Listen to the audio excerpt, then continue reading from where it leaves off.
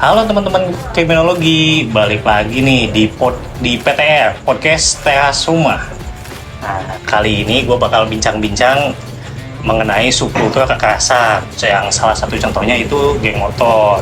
Nah, di sini gue udah bareng teman gue nih. Silahkan perkenalan dulu. Ya, halo, nama gue Acoy. Acoy ini udah sejak kapan nih ikut geng motor? Kalau ikut geng motor sih udah dari lama ya, sekitar 2017 mungkin, lebih tepatnya.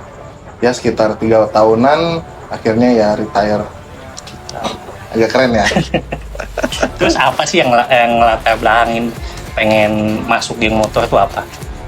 Kalau geng motor sih sebenarnya awalnya karena temen. Pada waktu itu kebetulan gue tuh disebut Rimas Ketir kali ya sekarang. Kemana-mana bertiga, kesana kemari bertiga. Akhirnya satu masuk ke geng motor, kita sensor kali ya namanya. Mungkin gini tangannya kali. Akhirnya gue ya ikut join lah, karena dia ikut, kita semua ikut. Dia bolos, kita ikut bolos. Geng motor ya, kita juga ikut geng motor gitu. Gitu sih awalnya. Terus ada perbedaan nggak sih yang dirasain misalnya dari sebelum awal ikut geng motor terus pas udah masuk tuh yang dirasain tuh gimana? Misalnya di jalan kayak lebih berani kah bawa motornya apa gimana? Kalau berani udah otomatis sih. Pertama kalau misalnya kita jalan bareng tuh sambil ngibar bendera, kita bawa senjata, kita bawa motor ya ugal-ugalan, helm udah chaos banget. Kita udah ya kepercayaan diri kita makin tinggi lah kalau udah bareng-bareng. Kayak kita bisa ratain musuh di hari itu saat kita lagi rolling ya kita sebutnya. Ya udah kita bisa ratain itu. Terus di geng itu karakteristiknya tuh gimana ya? Oh, sorry ada Di pause dulu ya. di pause dulu aja. Ada nggak sih perbedaan gitu dari sebelum ikut geng motor terus sudah ikut geng motor gitu yang dirasain sendiri gitu gimana? Oh, oke. Kalau yang dirasain sudah ikut geng motor ya pasti ada sih. Tambah kita lebih berani ya. Soalnya kita ada istilahnya tuh rolling. Jadi setiap malam tuh kita rolling. Kalau di daerah saya tuh jadi satu kota kita puterin. Untuk apa? Entah itu nyari musuh geng motor lain atau ketemu geng-gengan desa kayak gitu. Ketemu di jalan dicegat, kita berantem di situ. Kita lebih berani sih kalau lagi rame ya. Terus karakteristik dari geng motornya sendiri itu gimana? Yang misalnya yang di gengnya Acoy ini. Karakteristik. Mungkin kalau karakteristik ya kita dicegat, kita berantem ya. Ya lebih pasti emosional pastinya. Pasti lebih kalau iya. Ketemu hajar. Gitu sih, kita nggak pernah diam di base karena kita emang basicnya tuh nggak ada tempat kita untuk berkumpul. Kita ketemunya tuh langsung jalan. Terus itu apa sih yang membuat Acoy ini buat keluar dari geng motor itu apa? Nah, kalau misalnya keluar, jadi gue tuh sering ribut ya. Tapi gue tuh takut kebacok. Okay. Dan pada saat terakhir gue ikut geng motor, kenapa gue keluar kan? Karena gue kebacok. Bacok. Iya. Ini kalau kelihatan ya. Nah ini ada bekasnya dan membekas gak hilang-hilang. Dari situ gue trauma, lihat darah gue sendiri berceceran banyak. Digendong sama temen ke rumah sakit, tapi dianggap sini sama perawat karena mungkin tahu kan ini ngapain sih ditolong gitu, anak geng motor gitu, anak-anak muda ya. Iya, kayak gitu. Jadi itu kenapa gue keluar dari geng motor. Terus kayak ada hal-hal apa sih yang didapetin di geng motor tuh? Apa yang didapetin misalnya? Ada nggak? Yang didapat lebih ke pride sih. Kalau gue dulu nganggapnya pride ya. Cuman kalau gue sekarang mikir itu kegoblokan gitu. Sorry agak kasar ya. Karena dulu gue kayak berantem ketemu orang, gue ratain tuh kayak udah pride aja gitu. Kayak wah ini udah rata nih sama gue, ini udah rata.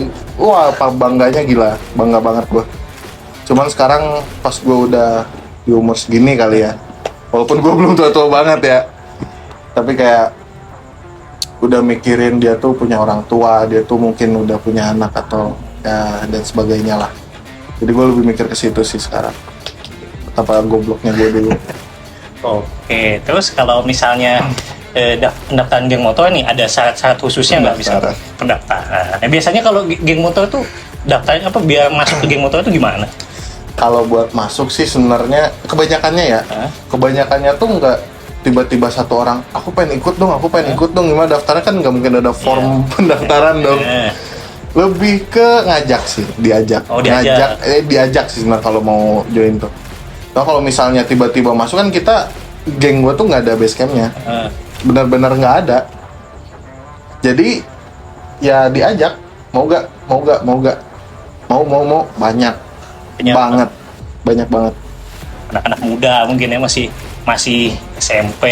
Iya, karena pada saat itu gue muda juga kan.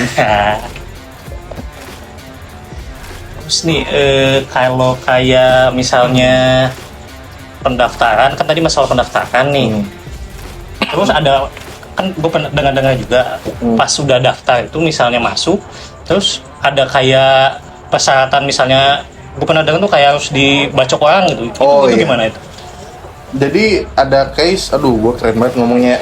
Jadi ada beberapa kasus tuh, beberapa geng motor tuh ada yang mengharuskan ada darah di BR-nya. BR tuh barangnya ya, entah itu dicelurit atau apapun itu, harus ada darah. Dan itu pun harus darah orang. Udah orang? Iya, kan bisa aja kita isengin hewan atau apa. Iya, tapi beda gitu. Itu tuh ada yang kayak gitu, ada yang enggak. Terus ada juga yang kalau keluar harus melakukan sesuatu. Jadi ada musuh gua. Jadi kalau misalnya mau keluar tuh, ini lo tuh harus dipotong. Dipotong di depan ketuanya. Oh, di depan ketua? Di depan ketuanya. Itu wajib? Wajib. Kalau mau keluar, tiba-tiba hilang malah dicari kita. Itu gitu ada. Pasti kalau hilang tuh dicarinya tuh udah pasti dikelilingin kota gitu? Iya, udah pasti dicari. Pasti ada sanak saudara kan. Makanya gilanya itu di lingkaran setan itu. Iya. Sampai kayak gitu. Iya, buntung, dipotong. Sampai segitunya ya. Pada anak muda gitu. Iya, makanya saya keluar. Saya keluar. Aduh. Gue ngerokok ya. Siap. Sorry ya.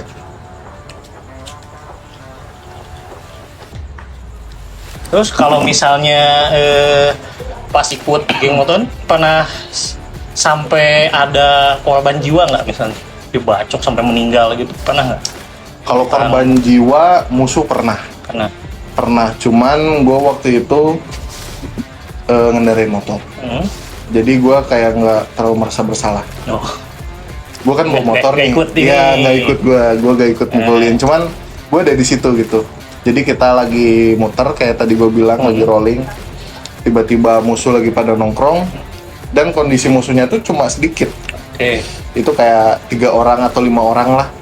Ya kita 20 orang, 25 orang. Ya berani. Kita berani. Akhirnya kita ratain, 2 kabur, 1-nya meninggal. Gue diem di motor. Jadi tiap udah rolling ketemu musuh, berantem, beres, orang tuh, jadi setiap motor tuh ada yang stay di motor untuk persiapan kabur. Entah itu ada polisi atau tiba-tiba geng lain datang juga dengan pasukan lebih banyak, ya itu stay. Nggak semuanya turun. Kalau semuanya turun kita dibalikin ya istilahnya tuh, ya kita yang mati gitu sih. Kalau misalnya dibalik nih, misalnya dari kitanya nih, dari kelompok Acoynya sendiri pernah diserang itu, terus Acoynya juga malam berikutnya ikut ada rolling-rollingan juga buat nyai misalnya dari anggota itu yang habis ngebacok gitu misalnya. Ada. Jadi istilahnya mata dibalas mata, gigi dibalas gigi ya. Jadi kalau misalnya ada teman kita yang terluka, kita pun ikut terluka. Jadi kalau misalnya ada teman kita yang kebacok, ya kita balas bacok lagi. Entah itu benar dia orangnya atau bukan. Yang penting gengnya itu kita incar itu. Sampai gitu. Itu sampai ketemu itu misalnya, kalau misalnya sebulan nggak ketemu terus dicari gitu apa? Enggak, patokannya bukan ketemu, tapi kita, jadi ya itu tadi, gigi balas gigi, pokoknya dia udah ngebacok kita bacok dia juga. Nah, kalau menurut Acoy nih, gimana pendapatnya tentang kayak kasus akhir-akhir ini yang lagi rame tentang pembacokan dari geng motor ini buat kayak bacok orang aja gitu, tengah malam gitu, yang orang lagi nongkrong dibacok, gimana menurut Acoy? Kalau makin kesini sih udah bukan antar geng ya, lebih ke yaitu pride yang awal tadi itu, lebih ke kebanggaan, oh gue udah ngebacok orang nih, gue udah punya darah orang nih di senjata gue. Meter itu emak-emak, ibu-ibu, anak kecil atau siapapun gitu. Sama sebenarnya kalau untuk geng sama geng tuh ketuanya tuh udah istilah untuk berdamai ya. Cuman yang jadi masalah tuh ya anak-anak kecilnya itu yang baru join ke geng motornya itu. Jadi atasnya udah adem ayem, kepala dingin semua, cuman bawahnya masih chaos, masih tetap berantem antar gengnya itu sih. Sebenarnya lebih ke ya anak mudanya sih. Terus kalau keadaan sekarang nih setelah keluar dari geng motor gimana? Oh, oke. Keadaan sekarang sih mungkin jauh lebih baik ya.